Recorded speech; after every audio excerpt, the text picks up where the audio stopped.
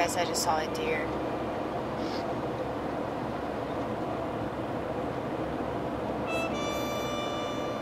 It popped out from the woods on the side of the freeway.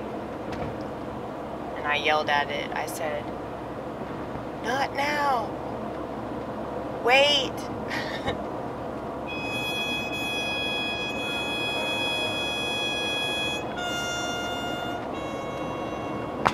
I feel sorry for animals.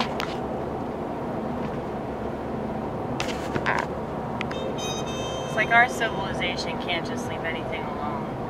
You know? They gotta build more roads. They gotta make more money. They gotta add more buildings. So that they can brainwash the public into thinking that this is a good place to live. I realize why I'm a little too unconventional for most people. I have to be quiet the majority of the time. Otherwise, it's blatantly obvious that I don't think like they do. But I just left my parents' house. Their friends are over. They've been friends with these people for like 50 years. And I was quiet the majority of the time because they were just saying things that I did not agree with at all. And of course, the conversation was brought up about the you know what. And they were saying that all these people that claim that they have side effects from it, they were saying, yeah, I don't believe them because there are no studies to back up what they're saying. If what they were saying was true, there would be studies that reveal that information. Now, the entire time that this conversation was taking place, I was praying to God that they not ask me any questions. And luckily, my mother dropped a toothpick on the floor. And so she was trying to find the toothpick. And so that changed the subject. So, thank God for toothpicks.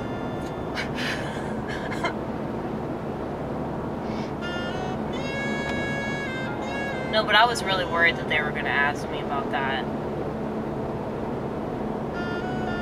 Because, I mean, y'all know my feelings on pharmaceuticals of any kind. But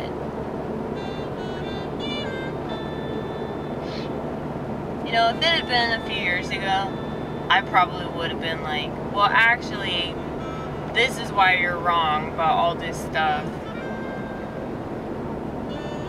But I'm glad that God has given me the ability to be quiet, because there was a time when I'd have to state my opinion. And I realize the futility of stating your opinion. Like, if your opinion isn't mainstream, people are not going to listen to it. They're not going to take it seriously. And I'm glad that I listened to that conversation that they had, because it helps me to understand why that's the case. Because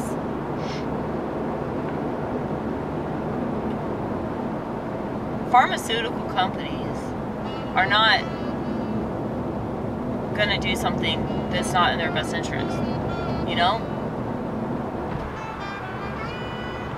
That's why there wasn't a control group when they were testing this thing out.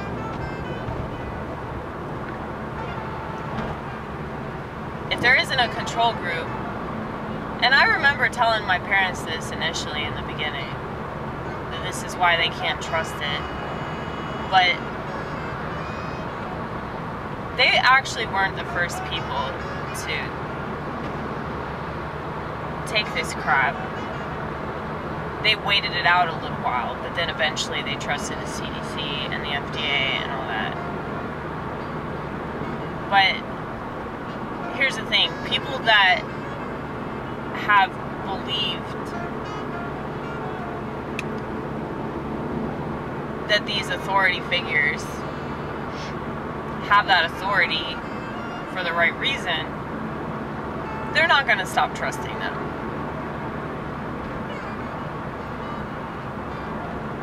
And it doesn't matter how many of their friends die, and it doesn't matter how many of their friends have severe complications. They're not going to put two and two together because of that blind allegiance that they have.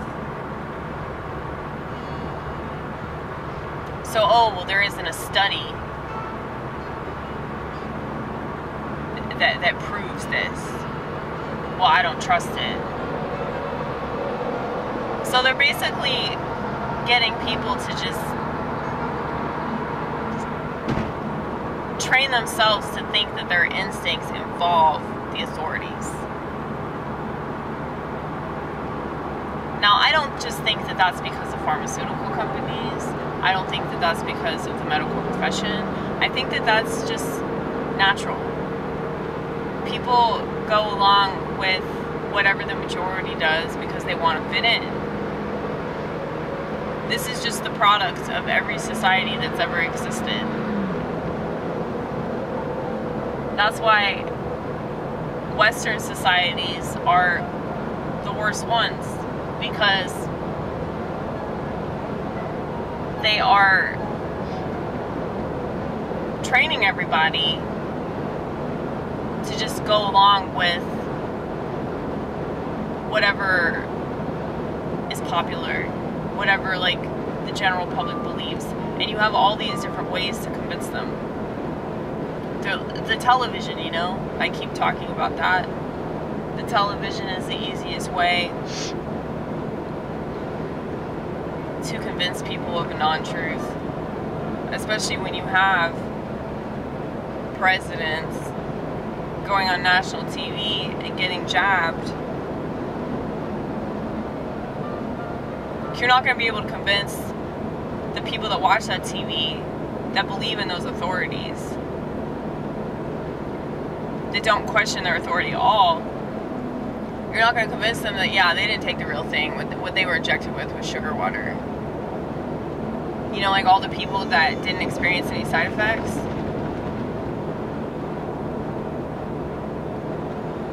You can't convince those people that the reason why they didn't experience side effects was because they were lucky enough to get that placebo. Okay?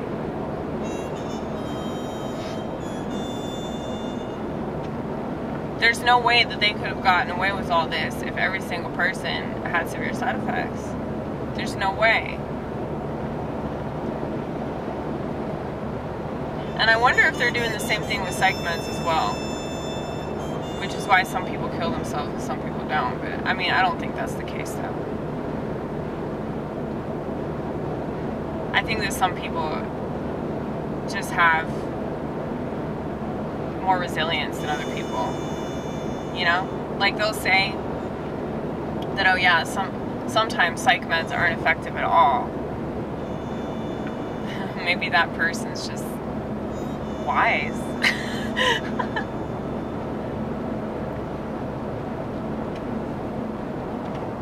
Maybe that person is resilient and they're not able to be literally brainwashed the way that all these other people in society are. So, like, hypnosis only works on the majority. There are people, such as myself, that are not able to be hypnotized. Like, apparently people that have ADHD can't be hypnotized. So, doesn't that make perfect sense out of why they try to stigmatize people that have ADHD? And they try to get them on fucking speed?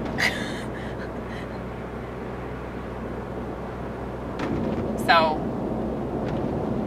they basically stigmatize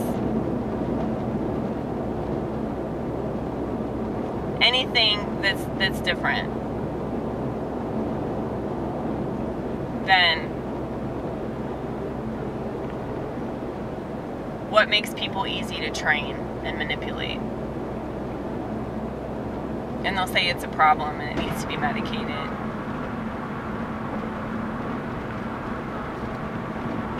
But vortex.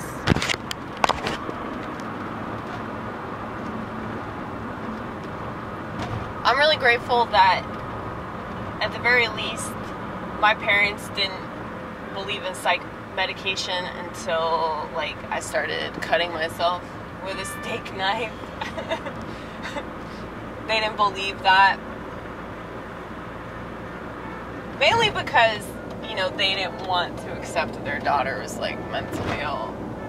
And so it was definitely a stigma for their kid to be going to a psychiatrist. But a lot of these parents, though, they would rather their kids shut up. So they'll get them on pills that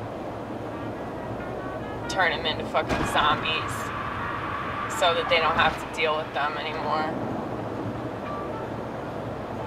And, I mean, if they're going to do that to children, if they're going to do that to some 4-year-old that's bouncing off the walls because they were just stabbed with heavy metals, okay?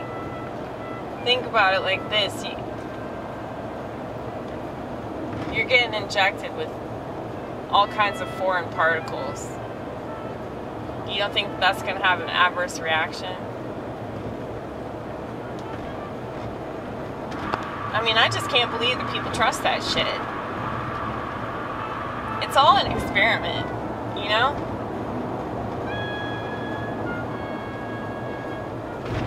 But it's crazy to me that people will distrust one thing but not distrust the rest of it.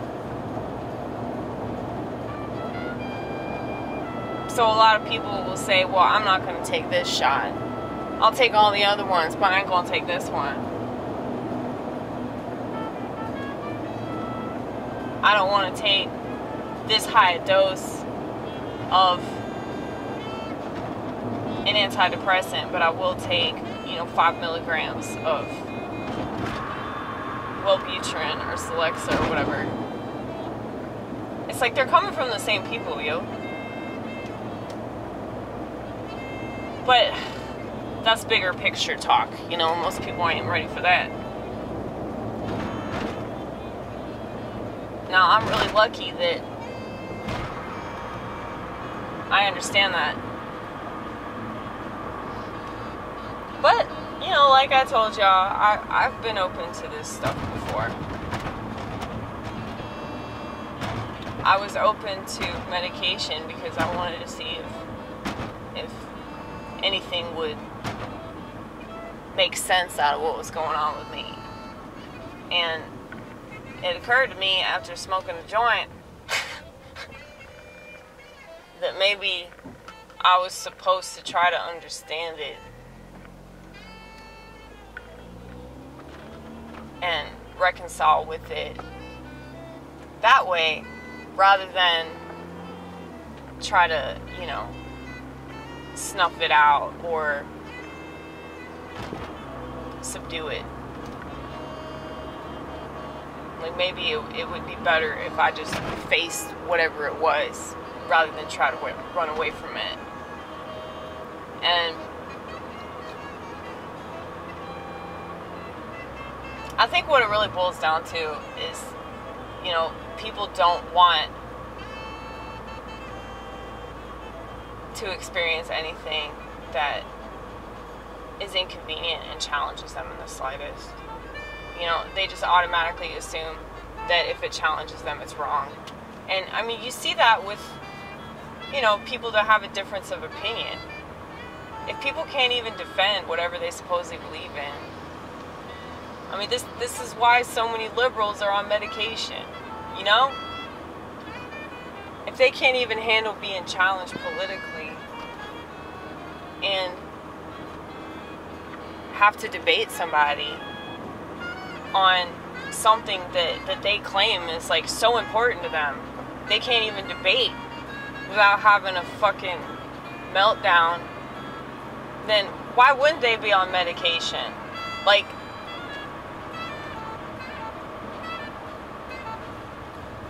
it just makes so much sense to me, you know? If you're weak over here, you're probably going to be weak over there. So, that's why I don't really have much respect for people that... I mean, when I say I don't have much respect for them, it's not like I'm going to be disrespectful to them. I'm going to be mean to them or anything like that. I just sort of like mentally... Like, I'm not going to take them seriously. That's what I'm saying. If somebody tells me that they're on medication, or somebody tells me, like, yeah, I believe in voting, because that's the only way we can make a difference, you know? They say stupid shit like that. I'm not going to take them seriously, because they haven't really thought about it, you know? You're going to take pills that your doctor prescribes you. Your doctor can't even explain to you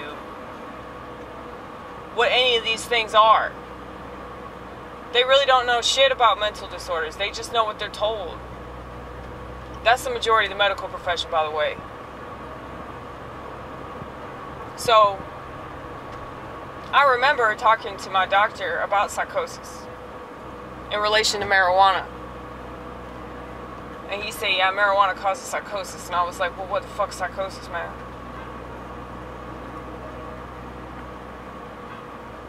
He was like, oh, well, it's when you can't tell the truth from the false. You know, you break away from reality. And I was like, okay, so you're afraid of that? Like, I don't get that shit.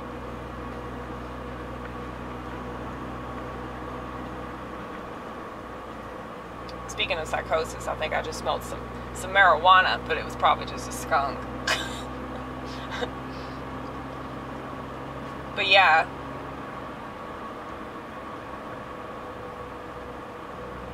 They really don't understand anything about mental illness. I mean, the reason why psychiatry exists is because people have given up.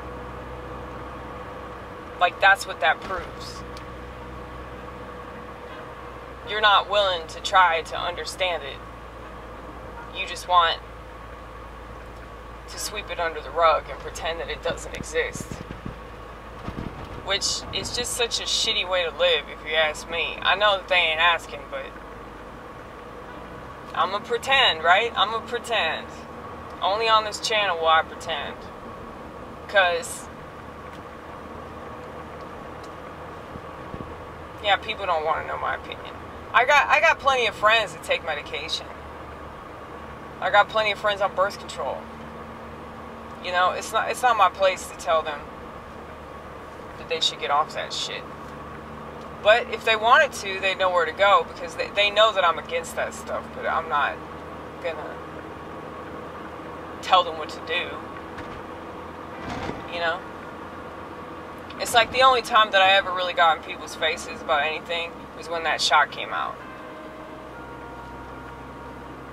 But I realized almost immediately that it was a mistake for me to voice my opinion on that, because most of them didn't listen to me. There are a couple people that listen to me, though.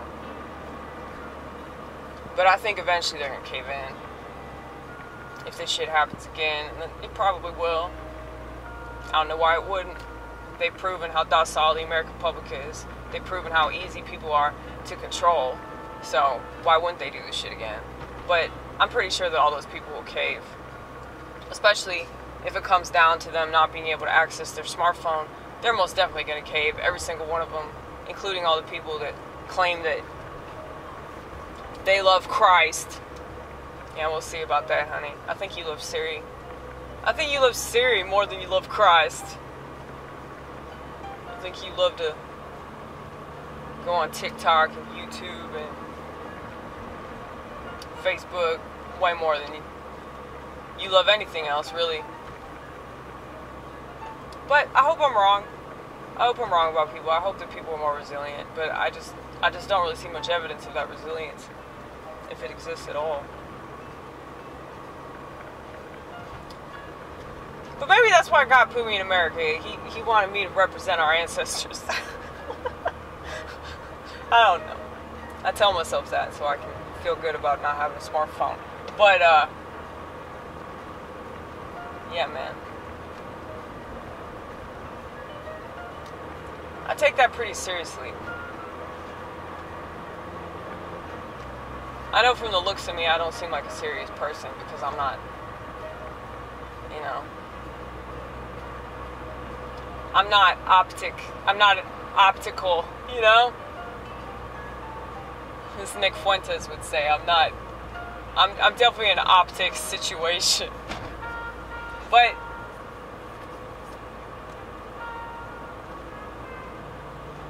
I know that Nick would agree with pretty much everything I have to say, though.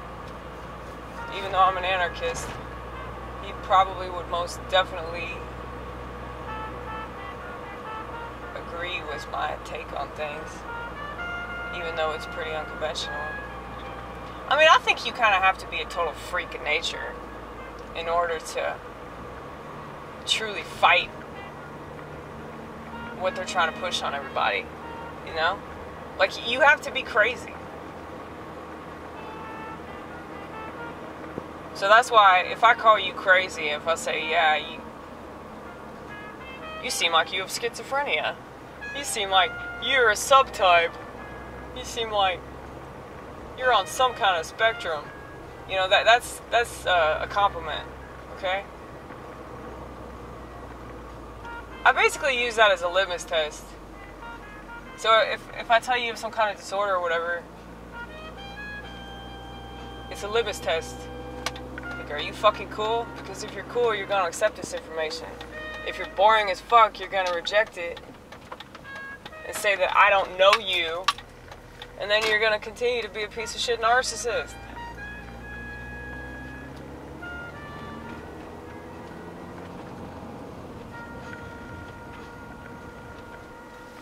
Because, you know, if you have some kind of disorder aside from narcissism, you know, that means that you have a chance. You have a chance of being an interesting person in the most uninteresting country in the world. It didn't used to be this way, but it's definitely this way now because of the TV. The TV has made everybody behave the exact same. But if you have a personality disorder, that means that you have more of an opportunity to learn from your experience than people that march in lockstep. But, you know, a lot of people just want to be part of the world, though. They would rather be part of the world than, you know, be a reject, you know? Well, I reject the world, too. You know, it's a mutual sentiment. So,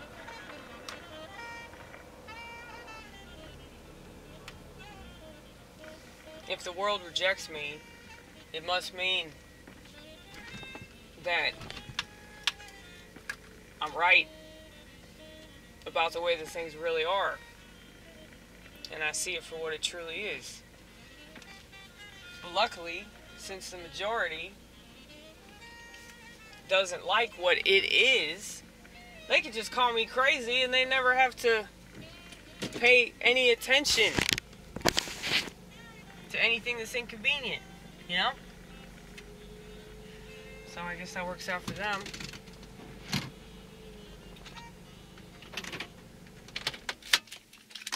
But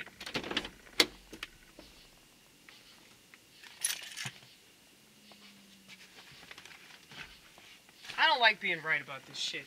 I would much rather the world be a better place. I would much rather people be smarter. I would much rather people put their phones to good use. But unfortunately, they're just scrolling on TikTok.